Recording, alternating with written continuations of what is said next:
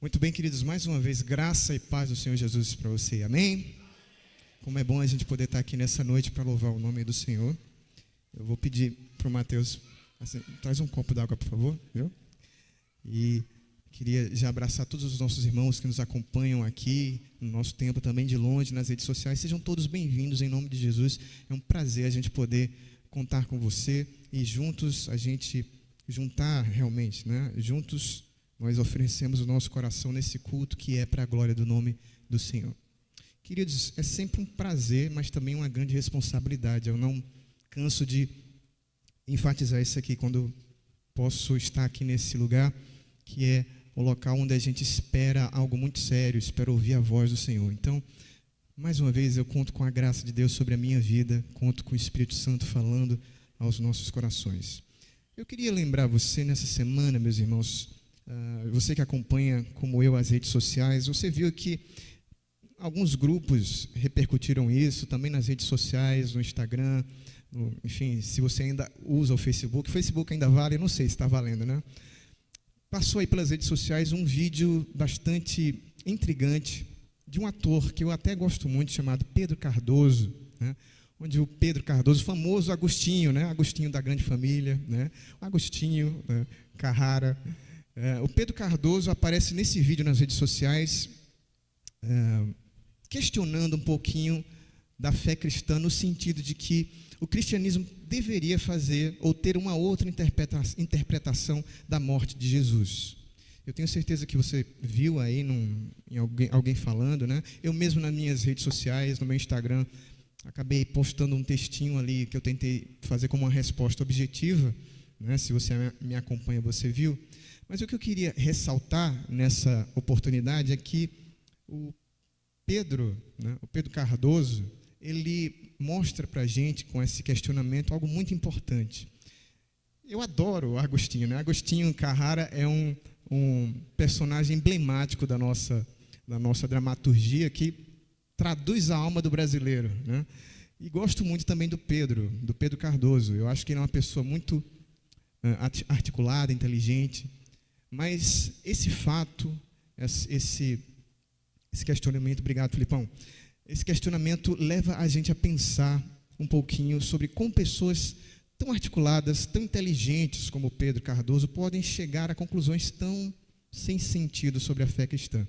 E ele demonstra, Pedro Cardoso demonstra, não sei se o Agostinho chegaria a essa conclusão, mas o Pedro Cardoso demonstra que ainda falta alguma coisa na vida dele, na relação que ele tem com Jesus. E é sobre isso que eu queria falar hoje à noite. Eu queria que você abrisse aí a sua Bíblia comigo. A gente vai para o Evangelho de Marcos hoje à noite, no capítulo 10, versículos 17 a 22. É esse o tema.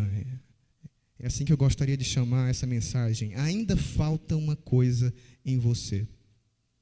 Ainda falta uma coisa em você. Marcos capítulo 10, versículos 17 a 22. A gente vai utilizar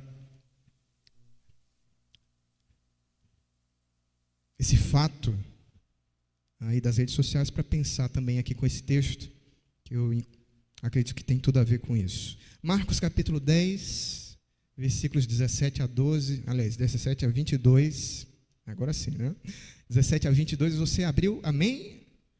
Amém. A minha Bíblia aqui está na NAA, né, a versão que eu gosto muito, e eu vou fazer leitura, você pode acompanhar na sua Bíblia, pode acompanhar aqui também, sendo colocada para nós na nossa projeção. Diz assim a palavra do Senhor: Pondo-se Jesus a caminho, um homem correu ao seu encontro, e, ajoelhando-se diante dele, perguntou-lhe: Bom mestre, que farei para herdar a vida eterna? Jesus respondeu: Por que você me chama de bom? Ninguém é bom a não ser um, que é Deus. Você conhece os mandamentos: não mate, não cometa adultério, não furte, não dê falso testemunho, não defraude ninguém, honre o seu pai e a sua mãe. Então o homem respondeu: Mestre, tudo isso tenho observado desde a minha juventude. E Jesus, olhando para ele com amor, disse: Só uma coisa falta a você. Vá, venda tudo o que tem, dê o dinheiro aos pobres, e você terá um tesouro no céu. Depois, venha e siga-me. Ele, porém, contrariado com essa palavra, retirou-se triste, porque era dono de muitas propriedades. Vamos orar, vamos dedicar um momento de oração ao Senhor. Pai, nós pedimos nessa noite, aqui nesse lugar, que o nosso coração seja revelado aos nossos olhos, e a nossa boca confesse o que há na nossa alma. Em nome de Jesus. Amém. Nós temos esse relato aqui sendo transmitido para nós por 3 evangelistas. Somente João não traz a história do homem que a gente vê aqui narrado como rico. Na verdade, a gente pode fazer um composer da imagem dos 3 evangelhos. Mateus vai falar no capítulo 18, Lucas no capítulo 19 e Marcos no capítulo 10. Mas os 3 são unânimes a retratar essa pessoa que a gente vê aqui no versículo 17 como alguém diferente. O contexto é que Jesus está saindo, ele tinha chegado no começo do evangelho, aliás, no começo do capítulo 10, na Judéia, mais uma vez. Então ele tem um encontro ali com os fariseus, debate acerca do casamento, depois ele tem um encontro com as crianças, e quando ele está saindo, provavelmente de alguma cidade, ele se depara com esse fato diferente. Diferente porque é inusitado, poucas pessoas fizeram o que aconteceu aqui logo no versículo 17. Um homem correu ao encontro de Jesus. Então, se a gente fizer aqui um apanhado de todos os textos dos 3 evangelhos, Mateus vai dizer para a gente que esse homem era um homem jovem, portanto era um homem que contava com todas as suas capacidades físicas, que estava no vigor da idade. Para os judeus isso podia chegar até os 40 anos, né? Boa notícia aqui para alguns, né? Já não é tanto para mim, mas um homem jovem, um homem em que a gente podia olhar e ver, esse cara é promissor, ele tem futuro, ele tem algo aberto na vida. Ele tem, afinal de contas, a vida à frente. Ele tem muitos anos ainda para colocar em prática o que ele tem. Vigor tanto físico, quanto na perspectiva da vida.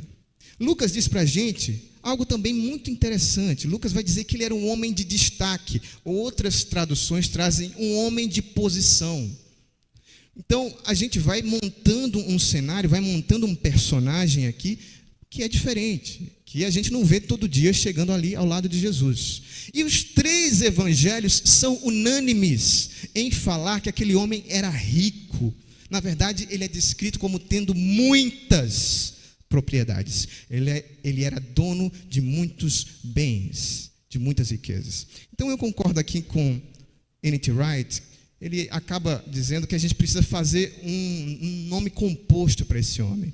Essa história é conhecida como o homem rico, mas a gente poderia muito bem falar que aqui está sendo tratada a história do jovem administrador rico.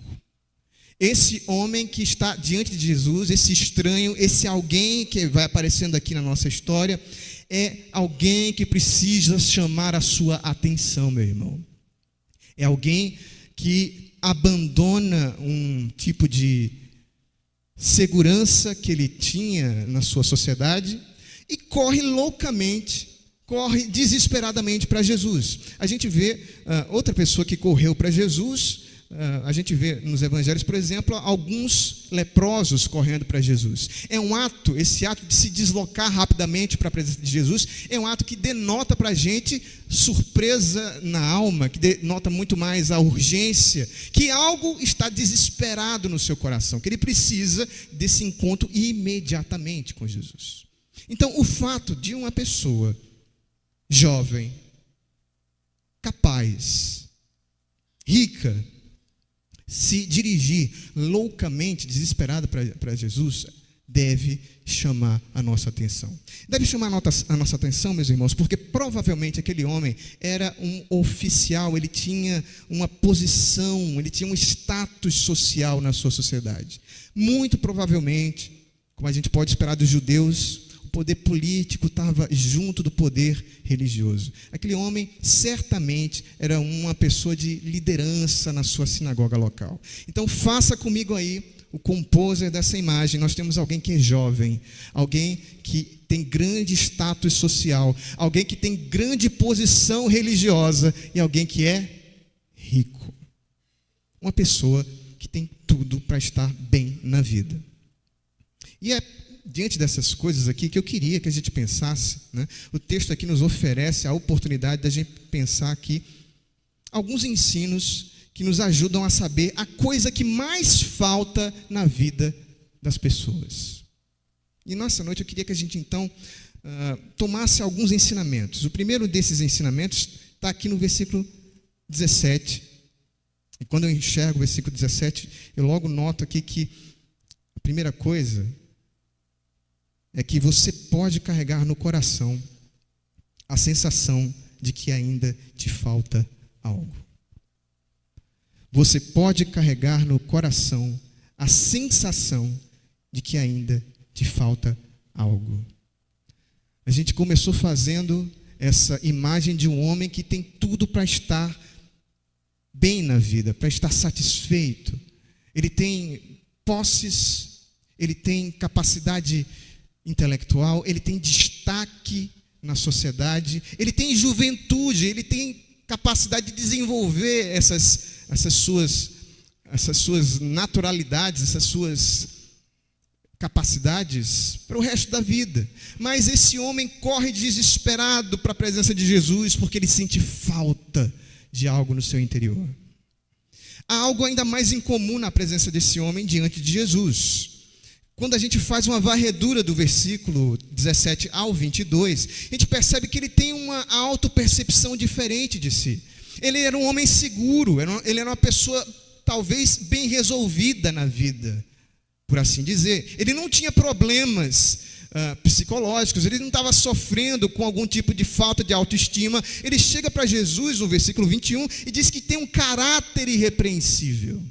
Jesus, eu consigo afirmar para você que a minha história moral é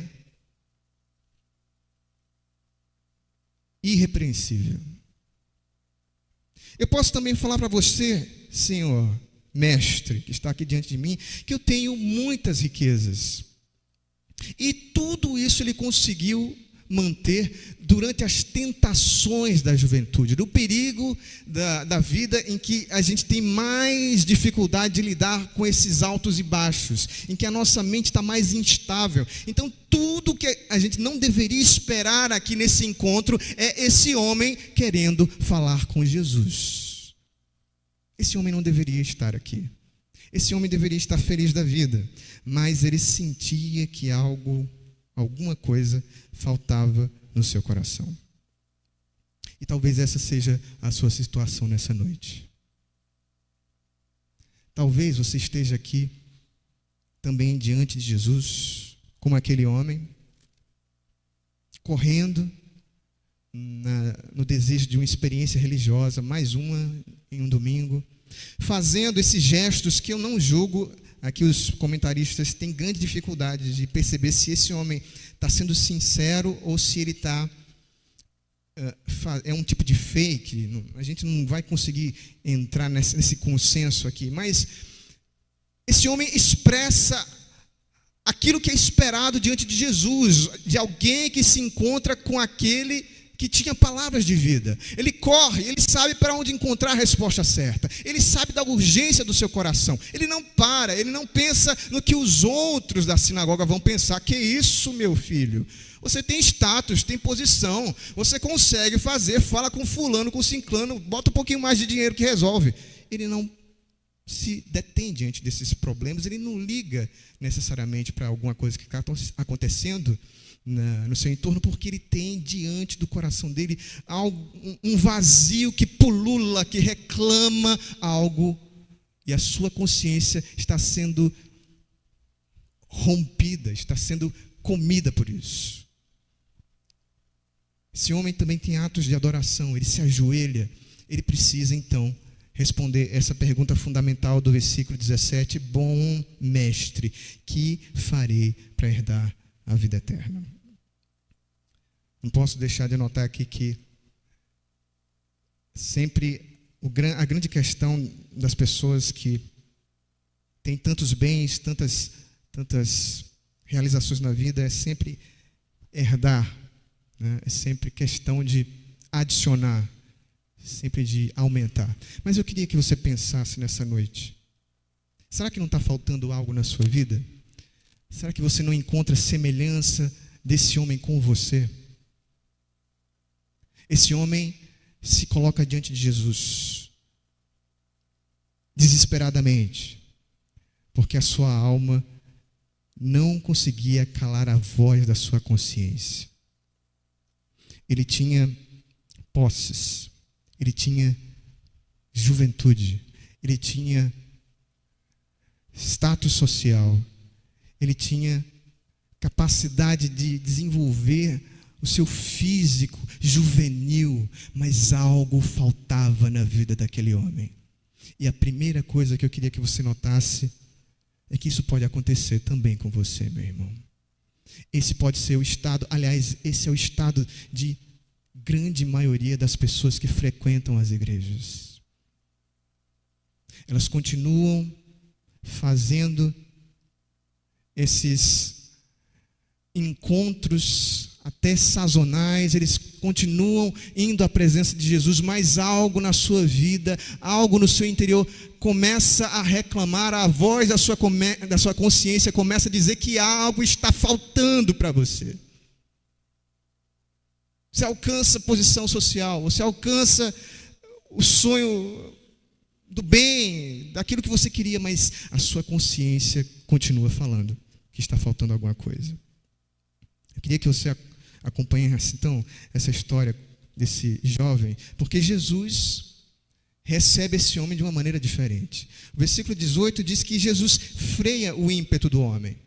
É de se esperar que alguém que está numa situação de urgência seja recebido muito bem por Jesus. Mas não é isso que acontece no texto. O versículo 18 diz o contrário. Esse homem vai a Jesus dizendo, bom mestre, e Jesus como que dá um freia nas intenções daquele jovem rico. Né? Jesus diz, olha, bom, por que você está me chamando de bom? Ninguém é bom a não ser Deus.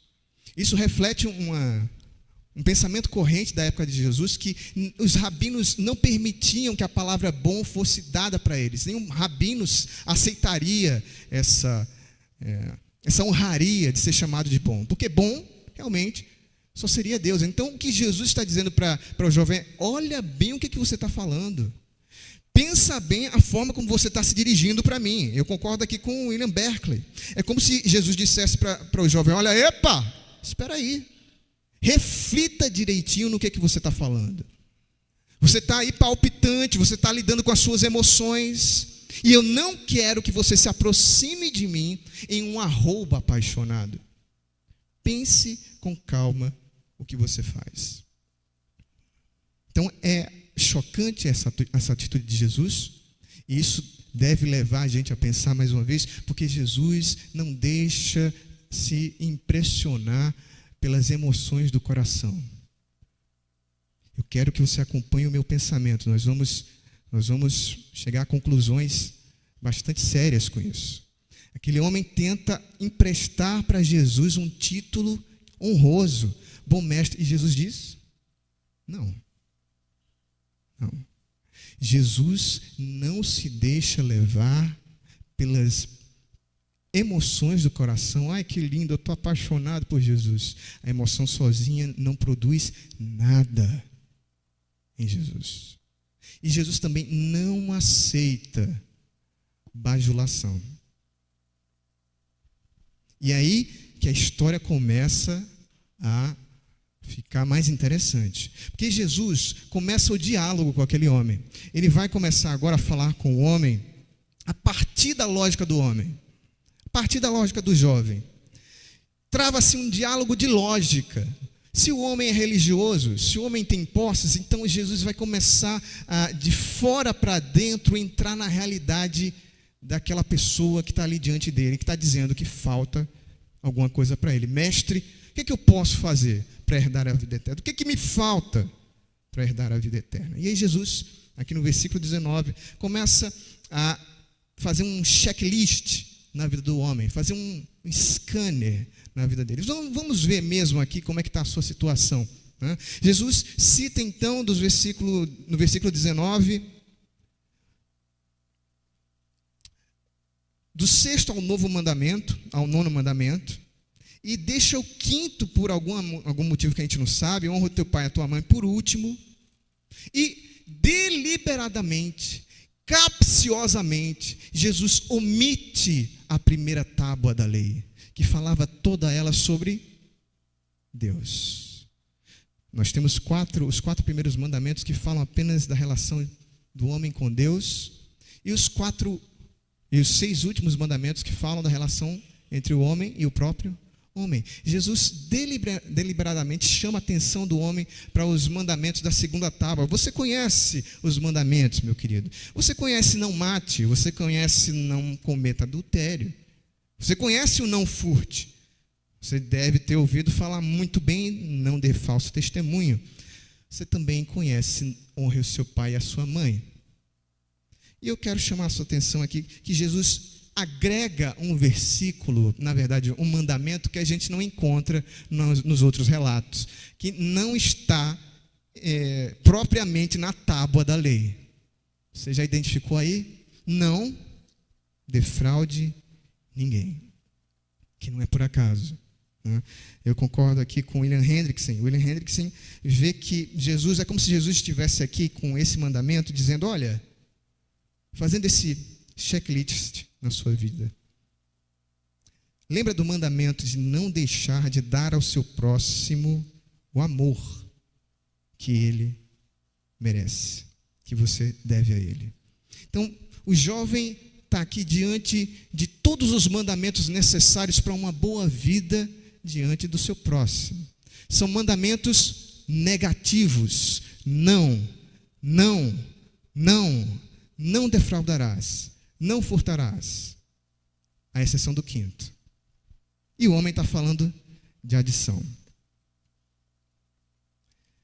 Não é que no versículo 20, o homem chega diante de Jesus e diz: mestre, tudo isso que você acabou de falar, eu tenho observado desde a minha juventude.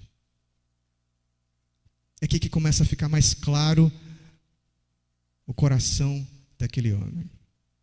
Algumas pessoas, como esse homem, se aproximam de Jesus nas igrejas, no dia a dia, na relação que qualquer um pode ter com Jesus nas redes sociais. E toda vez que a gente se aproxima de Jesus, a gente precisa necessariamente ter esse encontro com a gente mesmo. Esse homem, quando olha para a tábua da lei, ele vê diante dele algo perfeito. Ele está olhando para a lei de Deus, né? Ele está olhando para a palavra de Deus, para aquilo que é vontade de Deus, e ele vê perfeição na vida dele. Não tem uma ruga, não tem um defeito. E é aqui que a gente vê como um coração pode ser enganoso, como o coração de uma pessoa pode mostrar superficialidade, porque a gente já sabe, a gente aprende com o Senhor Jesus Cristo que não furtarás vai muito mais do que roubar o irmão, do que retirar o objeto da pessoa. Que não matar o irmão vai muito mais além do que cometer o assassinato propriamente. Aquele homem esqueceu da obediência do coração. Isso me faz pensar na cegueira espiritual de tantas pessoas. Esse homem revela um tipo de olhar que está sendo replicado por tantas e tantas pessoas nas nossas igrejas hoje em dia. O J.C. Ryle diz o seguinte, que inúmeras pessoas que se dizem cristãs em nossos dias não fazem ideia alguma de sua própria pecaminosidade e culpa aos olhos de Deus. Elas chegam a se orgulhar, a se lisonjear, imaginando que nunca praticaram qualquer coisa muito iníqua. Por certo, elas imaginam que não correm muito perigo de perder o céu. E é aqui que eu queria fazer você pensar. Você está certo da sua relação com Jesus? Você está certo da sua salvação? Você tem certeza que você está salvo? Porque é impossível alguém olhar para a lei de Deus e cometer esse ato de presunção, de perfeição, de que não existe ruga, não existe defeito. Essa atitude do jovem, ela é extremamente sintomática da doença espiritual das pessoas dos nossos dias, que escolhem da palavra de Deus as partes que mais lhe apetecem e descartam todo o resto como se isso fosse fazer uma média diante de Deus e está tudo bem, está tudo ok. Não está tudo bem, não está tudo ok. Eu queria fazer você pensar, meu irmão, que você, hoje à noite, também pode estar cometendo o mesmo equívoco. Veja para esse homem. Veja esse homem. Olhe para os seus atos. Olhe para a sua capacidade. Olhe o que ele tem a oferecer para Jesus. Olhe que vida promissora. Veja que capacidade de dedicação ele teria para oferecer. Que influência ele daria a partir dos seus contatos. Esse é um homem que a gente diria, esse é para casar. Esse é para ser pastor de igreja. Mas esse homem está condenado diante de Deus. Esse homem está cego. Esse homem está enganado. Esse homem tem alguma coisa que lhe falta ao coração. E essa é a situação de inúmeras pessoas em nossas igrejas. Inúmeras pessoas estão olhando para a sua relação com Deus e fazendo a média com que elas veem no mundo. Olhando para o meu amigo do lado, eu até que não estou ruim não, eu até estou bem. Você não está bem não. Porque quando nós olhamos para a lei de Deus, a única possibilidade é cair de joelhos. É impossível olhar para a palavra de Deus e você arrotar qualquer tipo de arrogância e você fazer uma média diante de Deus ou dos homens ou de quem quer que seja, dizendo que a sua vida está até bem, que as palavras que você tem falado, as coisas que você tem praticado na igreja, isso tudo está servindo para a média. A média não serve para Deus. Você pode estar indo para o inferno, porque Deus, em Cristo Jesus, não se deixa enganar. Pode estar faltando algo a você. Você pode ser uma pessoa completamente promissora, uma pessoa de sucesso aos olhos da nossa sociedade, mas você pode estar nesse momento com um pé na porta do inferno. Por que você está falando de uma maneira tão grave? Porque isso é muito sério, meus irmãos. E algo que pode lhe dar essa segurança hoje à noite, e eu queria fazer você pensar nisso, é justamente o fato, se você acha, se o seu coração reclama que ainda falta em você alguma coisa, isso pode ser um indício de que algo está errado na sua vida. Que você pode até mesmo estar contando com a bênção de Deus, um casamento legal, tudo ok, não tenho o que reclamar, filhos, tudo beleza, emprego ótimo. Você tem, aos olhos da igreja, você está indo bem, você é uma pessoa espelhável, mas no seu coração, se ele diz para você, se no âmago da sua alma você sente que está faltando alguma coisa, algo pode estar errado em você. Não é a juventude, não é a capacidade física, não é o status social, não é a riqueza. Todas essas coisas, elas são inúteis para quem quer viver com Deus eternamente. Você pode ser moralmente reprovável. Você pode ter uma vida na Igreja Batista Castelo Forte impecável. Fui líder de ministério, tesoureiro, açougueiro, cozinheiro, e ainda assim você não conhecer a verdade. A sua vida pode estar muito bem financeiramente falando, mas você pode estar indo à bancarrota com a sua alma. Ainda assim, você pode estar sentindo na sua vida que falta algo. E eu preciso dizer a você, se você sente esse vazio na sua alma hoje, corra para Jesus. Em segundo lugar, a gente aprende nesse texto que Jesus te ama a ponto de saber exatamente o que você precisa para preencher o seu vazio. A conversa continua, o jovem demonstra uma mistura de sinceridade com presunção. A gente não consegue identificar o que ele está falando para Jesus, se é realmente verdade ou se ele está sendo só presunçoso, arrogante. Mestre, desde a minha juventude, tudo isso eu tenho observado, tudo isso eu tenho religiosamente cumprido.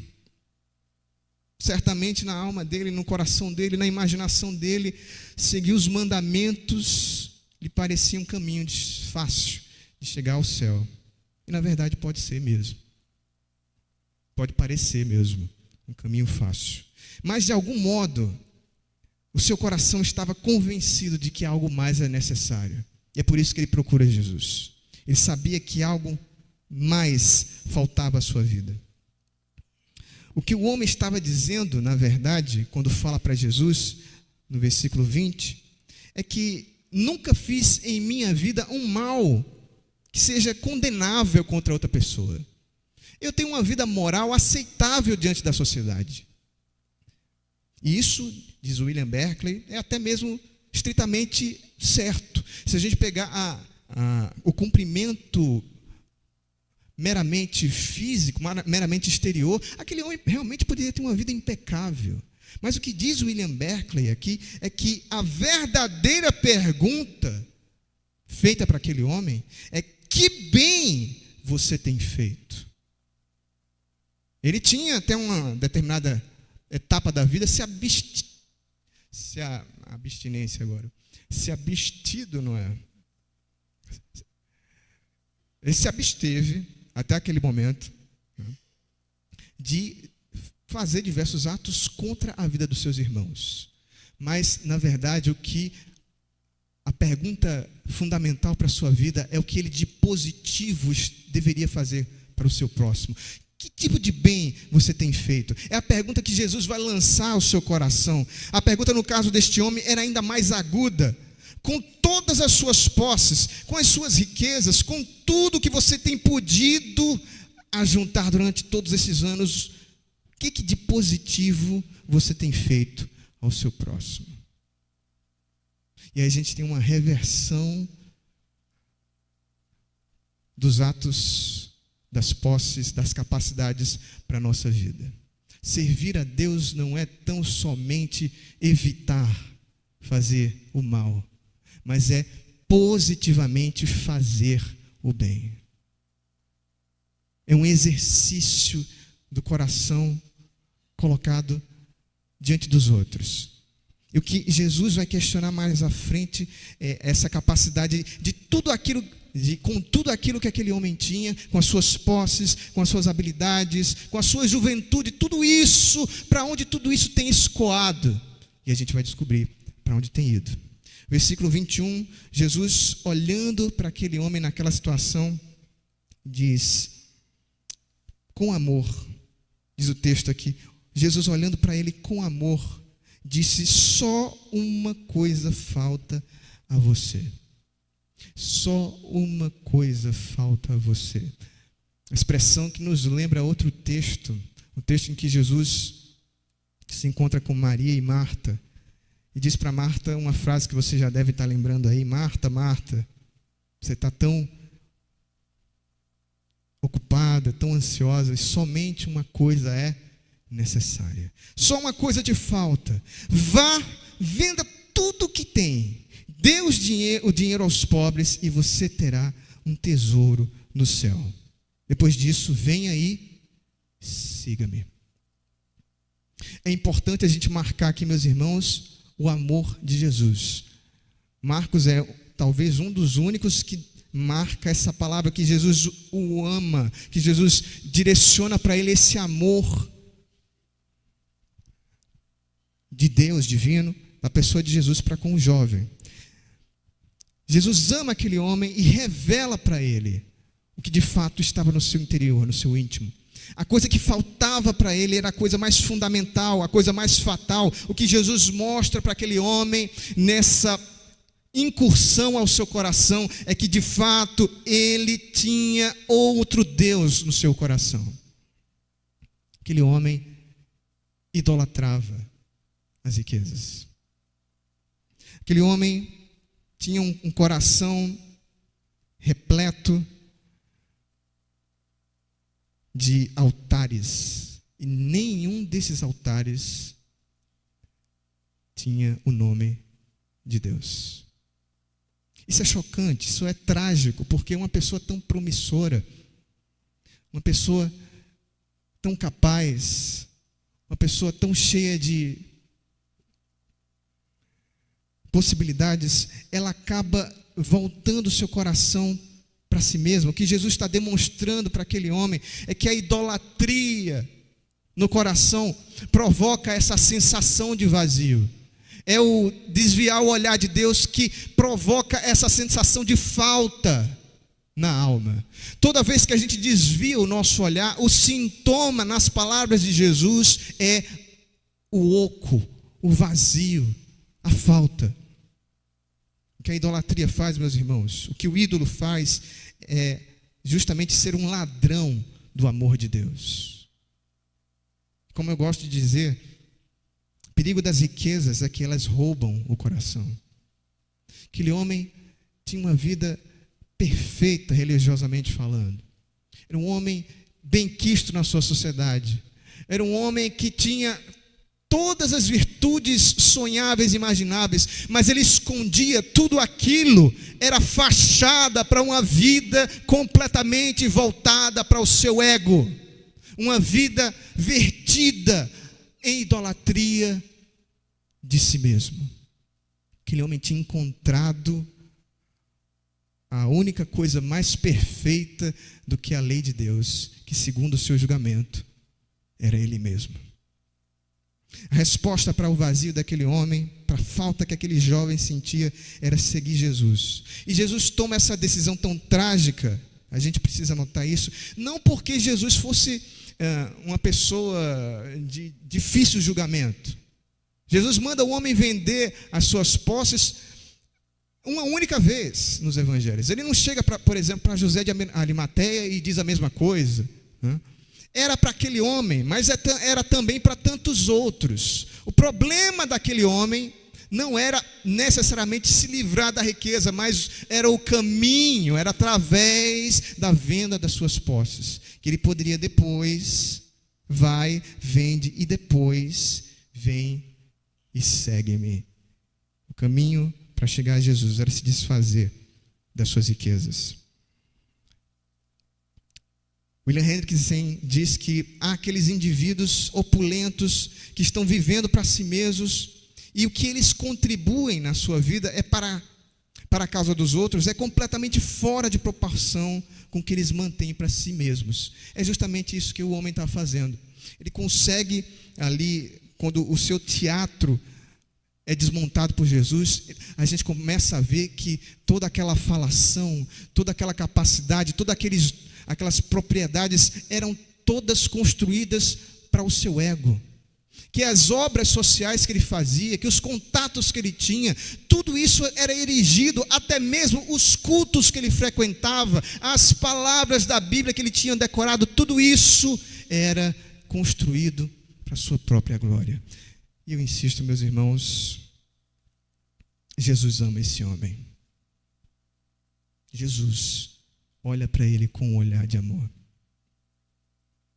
É por isso que para mim e para você tem solução hoje à noite.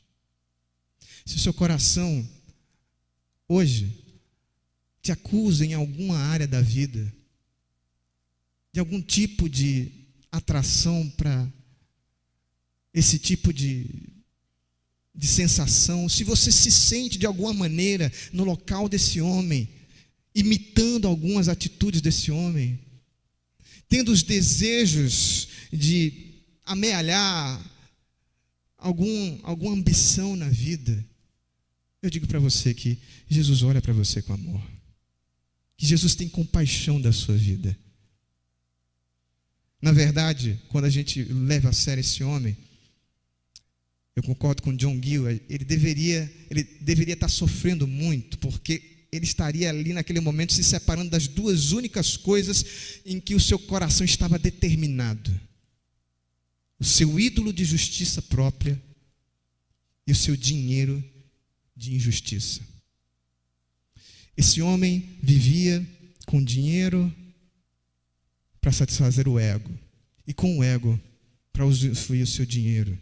Faltava algo que era fundamental na vida daquele jovem, uma única coisa que faria total diferença. E Jesus prova a esse jovem que lhe faltava amá-lo. Amá-lo sobre todas as coisas. E certamente é isso que falta para cada um de nós hoje à noite.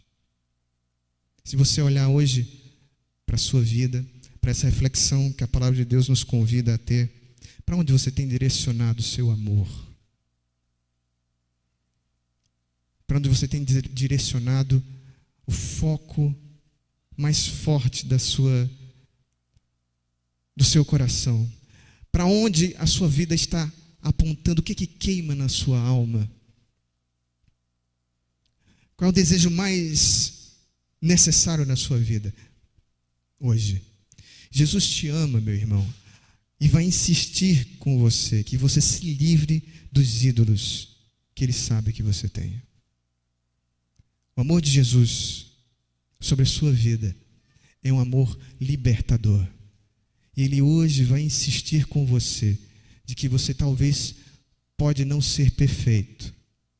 Talvez pode estar incorrendo no erro desse homem, de querer diante de Deus tapar o sol com a peneira, de fazer da sua vida apenas uma máscara diante de Deus. Jesus, se ama você, não vai deixar você sair daqui sem apontar para você o que você precisa se livrar. Quais são os ídolos que você precisa deixar e a maneira como você precisa amá-lo. Por fim, eu queria que a gente aprendesse aqui, em terceiro lugar, que nada é tão perigoso quanto o amor que você pode ter pelo dinheiro. Esse homem aqui no versículo 22, quando escuta a sentença de Jesus sobre a sua vida, sobre o que era necessário fazer, vender os seus bens e dá-lo aos pobres e depois segui-lo a Jesus, ele fica muito triste. Na verdade, a palavra de Deus diz aqui no versículo 22 que ele fica contrariado com aquela palavra. Porque o amor de Deus é um amor sincero, um amor que fala o que é preciso ser ouvido. E ele sai dali contrariado porque ele tinha muitas riquezas, diz o versículo 22, retirou-se triste porque era dono de muitas propriedades. Ter muitas riquezas era o que tinha deixado o homem triste, era o motivo que tinha deixado o homem incapaz de seguir a Jesus. E agora veja, meu irmão, se não é essa a nossa sensação, o nosso engano de várias oportunidades. A gente às vezes não pensa, tudo que eu preciso para ser feliz na vida é ter um pouquinho mais de riquezas. Aquele homem sai da presença de Jesus infeliz porque tinha muitas riquezas. Ele se enxergava de maneira irrepreensível nas suas ações, mas ele não podia dizer o mesmo nas suas atitudes interiores. O que havia no coração daquele homem, meus amados irmãos, meus queridos irmãos, era a cobiça. A cobiça que nasce no mesmo terreno do amor ao dinheiro, que produz as mesmas sementes, os mesmos frutos apodrecidos de uma vida longe de Deus. É a cobiça que nasce sem a gente perceber, sem que a gente observe, sem que a gente note. O próprio homem não tinha notado que ele mesmo não observava o mais latente dos mandamentos, que era não cobiçarás. E por isso a cobiça se tornou nele esse pecado terrível, sutil, difícil de detectar, mas que no final da vida estava corroendo a sua alma, estava matando a sua vida, estava afastando a sua alma de Jesus. Por isso, meus irmãos, a cobiça faz com que as pessoas transgridam todos os demais mandamentos. Diz a palavra de Deus, a raiz de todos os males é o amor ao dinheiro. Quem olhasse para esse rapaz poderia concluir que ele tinha tudo, mas a sua moralidade e as suas boas maneiras eram apenas maneiras de esconder um coração cobiçoso. E deixar tudo para seguir Jesus, para ele, era um preço caro demais. Eu insisto nessa noite mais uma vez, talvez essa seja a sua posição, talvez essa seja a sua decisão. O perigo mais profundo que você está correndo hoje é deixar a sua alma diante de Jesus se distrair com as coisas que estão ao seu redor. É você, juntamente com esse jovem, só pesar na sua vida as coisas que estão acontecendo e você, sem perceber, no momento inavisado do coração, deixar lentamente que a sua vida vá transitando para uma outra escolha e você abraçar um outro caminho que não seja o da completa vida ao lado de Jesus. O que eu quero dizer especificamente para você, meu irmão, que eu e você podemos correr o risco de amar este mundo, de no momento em que a gente se esforça para seguir Jesus, a gente descobrir que a nossa alma está indo num tiro completamente diferente. De perceber que as coisas que a gente julga estar fazendo para Deus, na verdade estão sendo feitas para nós mesmos. Que as ambições que a gente tanto faz, que a gente tanto elenca, acabam sendo ambições meramente materiais. Você pode estar caindo no mesmo erro desse homem, e por isso tenha cuidado, que nada é tão perigoso quanto o amor que você pode ter pelo dinheiro. Nada é tão perigoso quanto o amor que você pode ter pelas riquezas. Eu não sei o que há na sua vida hoje que te impede de seguir Jesus.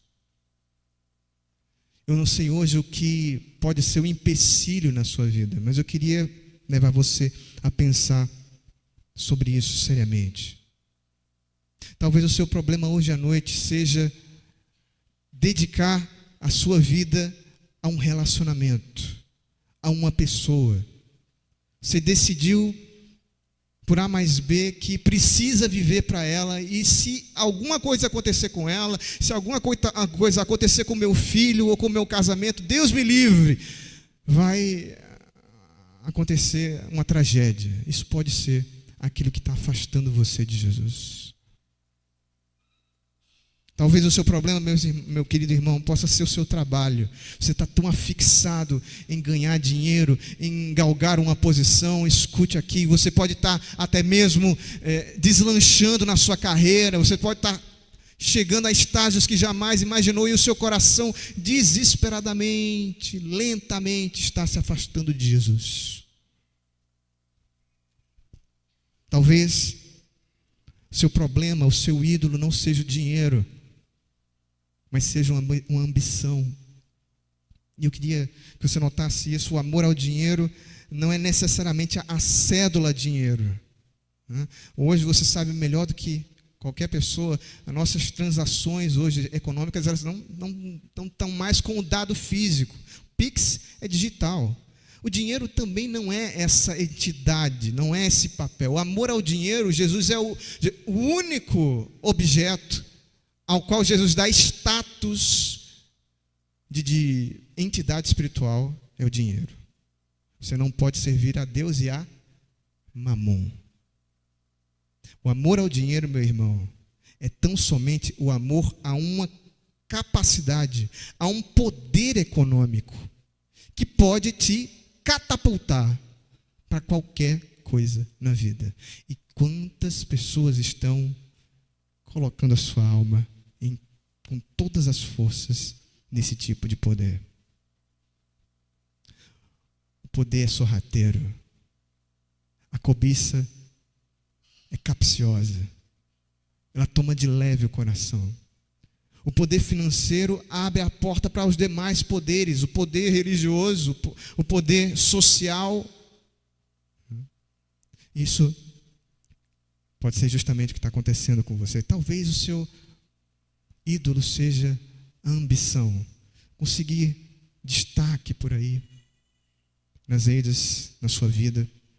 Seja o que for que esteja impedindo você, eu clamo em nome de Jesus, se livre disso. Deixe isso, tome a sua cruz e siga Jesus. O que a gente precisa fazer, que eu e você precisamos fazer hoje, é examinar seriamente o nosso coração e estabelecer as nossas prioridades.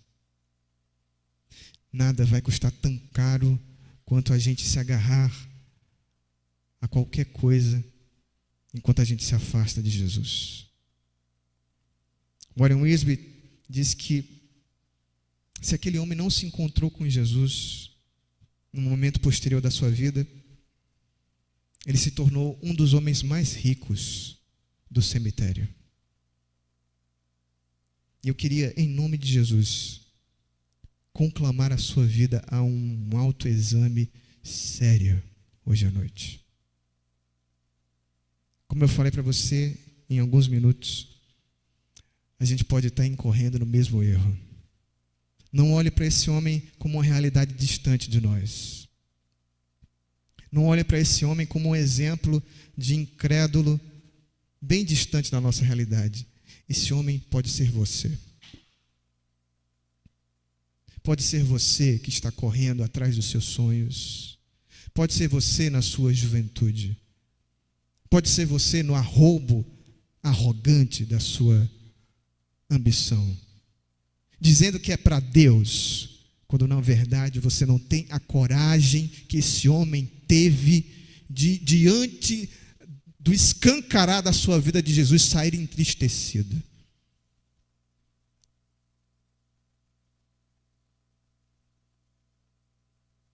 Não caia no erro de ir além desse homem e, diante das palavras do Espírito Santo, manter um coração cínico.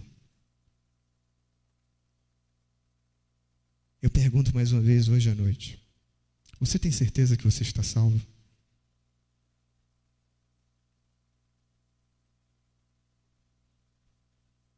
Aquele homem chegou diante de Jesus: o que é que eu posso fazer para herdar a vida eterna?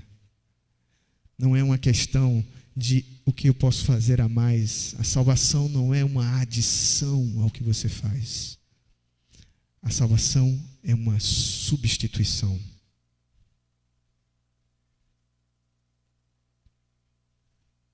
Não é aquilo que você pode fazer para Deus, mas aquilo que Deus faz por você.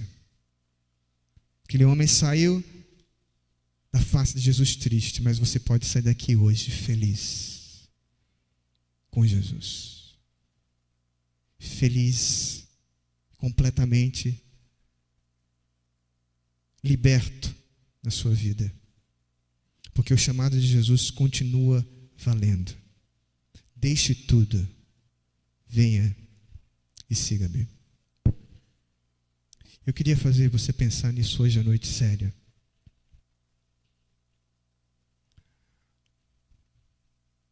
Feche os seus olhos nesse momento.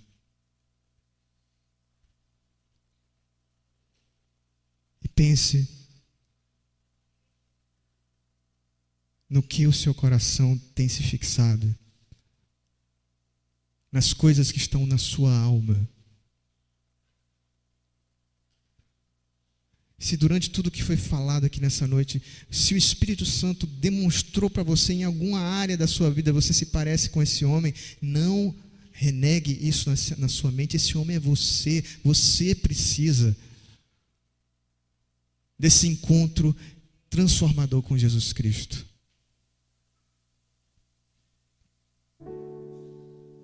Não deixe para amanhã. Não caia no erro de dizer que não é com você. Em nome de Jesus Cristo, que há de julgar vivos e mortos, eu conclamo você. Você está certo da sua salvação. Você tem certeza que Deus é o seu Salvador, que a sua esperança, a sua confiança está em Jesus.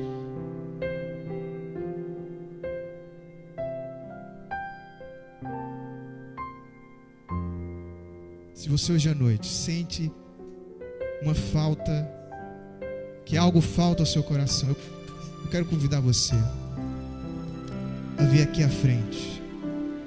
Se você sinceramente, no seu coração, sente que algo está faltando para você, eu estou pregando para você, igreja. Eu estou pregando para você, igreja. Eu estou falando para você. Se você sente no coração que algo falta em sua vida, deixe o que quer que seja que está impedindo o seu andar sincero e verdadeiro com Jesus e venha para Jesus nessa noite. Abandone sua justiça própria. Abandone a tentativa religiosa de seguir Jesus. Deixe para trás isso que Jesus está dizendo que não é necessário. Coloque somente os seus olhos em Jesus. Arrependa-se dos seus pecados, porque o chamado de Jesus continua valendo para você. Deixe tudo para trás. Siga-me. Alguém nessa noite que tem a convicção que o Espírito Santo está falando com você, que sente na sua alma que algo falta em sua vida. Se você está sentindo isso, em nome de Jesus, venha aqui à frente. Nós vamos orar juntos. Se você sente que em sua vida é necessário um encontro verdadeiro com Jesus, venha aqui à frente. Não resista, deixe o Espírito Santo falar com você. Não ache que nada nesse mundo é mais caro do que a sua alma. Jesus chama a sua vida para você sair da religiosidade e conhecer a doçura que há na sua presença.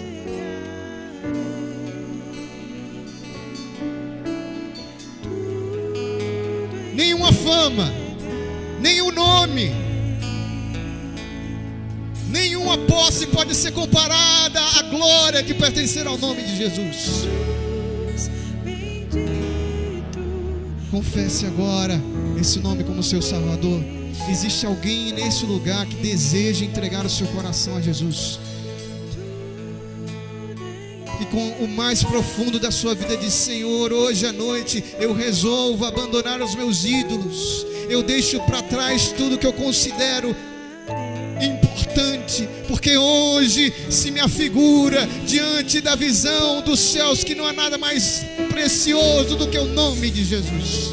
É você essa pessoa? Levante a sua mão. Levante a sua mão e nós vamos orar nessa noite pela sua vida. Nós vamos orar hoje pela mudança da sua história. Não deixe para amanhã, não deixe para depois. Se o Espírito Santo fala ao seu coração, entregue a sua vida diante dele em nome de Jesus. Nós vamos orar ao Senhor.